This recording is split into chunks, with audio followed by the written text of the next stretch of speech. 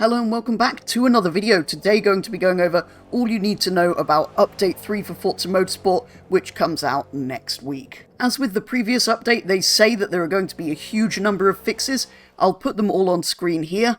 However, as we know from the previous update, these probably mostly won't actually have fixed anything when the update comes out, so take them with a pinch of salt. There's also still no sign of them getting anywhere with the livery and vinyl groups not importing or even syncing from Horizon 5 on all platforms. They only seem to acknowledge this is an issue for Steam, so slightly disappointed to see no mention of that at all. Anyway, I'll wait to see what actually happens and gets fixed, if anything, when the update releases next week. As with Update 2, there is another new, in inverted commas, track coming to the game, which strangely was in, I think, all previous games, certainly most of them. This month they are adding Hockenheim. This includes all three layouts, the 2.8 mile full circuit, the 2.3 mile national circuit, and the 1.6 mile short circuit. On to the new events and cars then. The featured tour in the main campaign is going to be called the Contemporary Tour and bring with it some contemporary supercars and hypercars.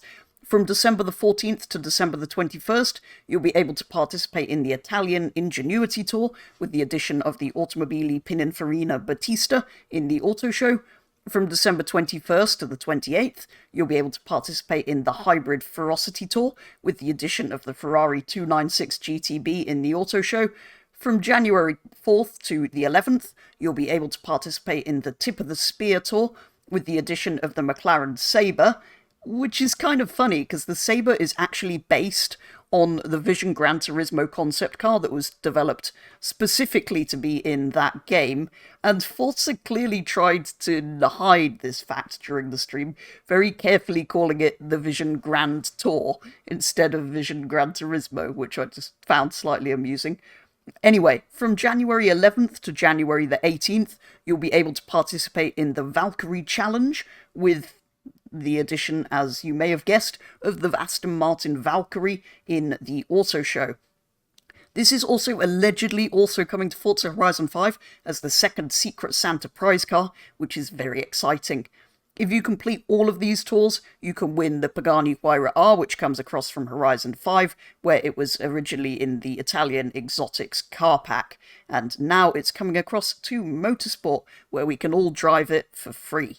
The Open Tour is similar to usual, but themed around British marques, or marquees as the developers insist on calling them, which are in fact large tents, so that doesn't really make much sense. Anyway, this means the competition will be against British cars, but you can drive any car that fits in each class. The prize for completing all of the Open Tour events will be the McLaren 12C, which returns from previous games and is also coming to Horizon 5 in January.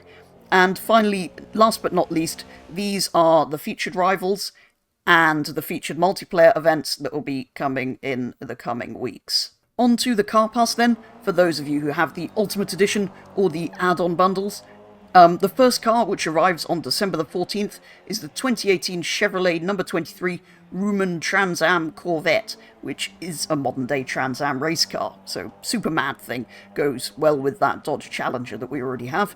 The second car, which arrives on December the 21st, is the 1985 Buick No. 6 Performance Motorsport Somerset Regal Trans Am race car, so basically an 80s Trans Am car, which is at least as mad as the modern day one.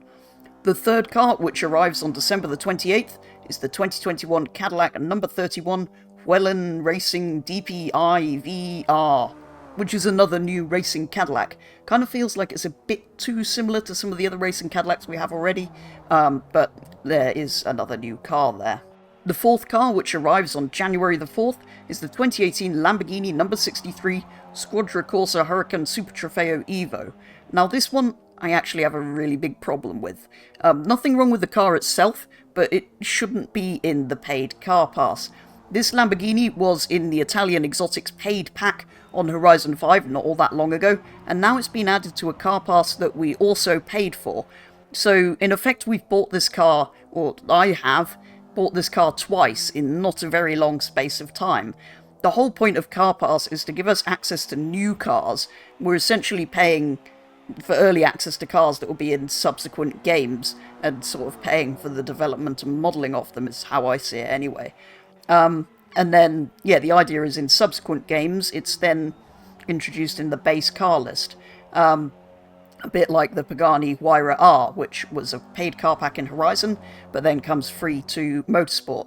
This is doubly bad, as we never actually know what's going to be in the car pass when we pay for the Ultimate Edition of the game, so to fill it out with cars that we've already bought, when we're buying it under the assumption that it's kind of early access to cars that will be in subsequent games, is just a little bit dodgy, to say the least. Anyway, short rant over. The fifth and final car, which arrives on January the 11th, is the 1983 Porsche number 11 John Fitzpatrick Racing 956.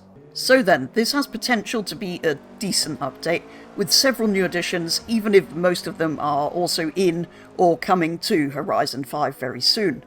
After Update 2, I am slightly sceptical about whether the supposed fixes will have actually fixed all that much.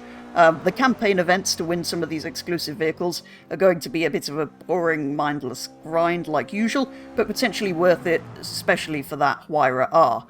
The car pass brings some great race cars, but that is kind of then ruined by them adding a Lamborghini that we've recently just paid for in a car pack into a paid car pass. Do let me know your thoughts on them charging us for that car twice, and of course your thoughts on the update as a whole, and the general state of this game. For today's video though, that is going to be all, so thank you very much for watching, and I will be back with the next one very soon.